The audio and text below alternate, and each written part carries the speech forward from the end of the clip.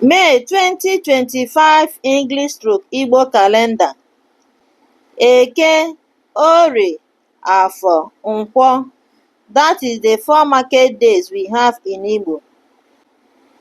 1st May 2025 started on Thursday, Eke Day. 2nd May Friday, Orie Day. 3rd May Saturday, Afọ Day. 4th May Sunday, Nkwọ Day. 5th May Monday, Eke Day. 6th May Tuesday, Orie Day.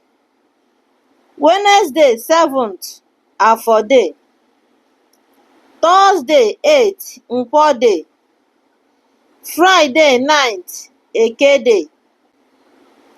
10th May Saturday, Orie Day. 11th May Sunday, Afọ Day. 12th May Monday, Nkwọ Day. 13th May Tuesday, Eke Day. 14th May Wednesday, Orie Day. 15th May Thursday, Afọ Day. 16th May Friday, Nkwọ Day. 17th May Saturday, Eke Day. 18th May Sunday, Orie Day. 19th May Monday, Afọ Day. 20th May Tuesday, Nkwọ Day.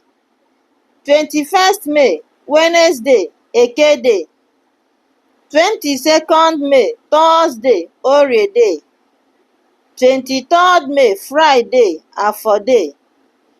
24th May Saturday, Nkwọ Day. 25th May Sunday, Eke Day. 26th May Monday, Orie Day.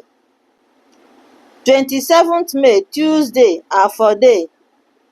28th May Wednesday, Nkwọ Day. 29th May Thursday, Eke Day. 30th May Friday, Orie Day. 31st May Saturday, Afọ Day.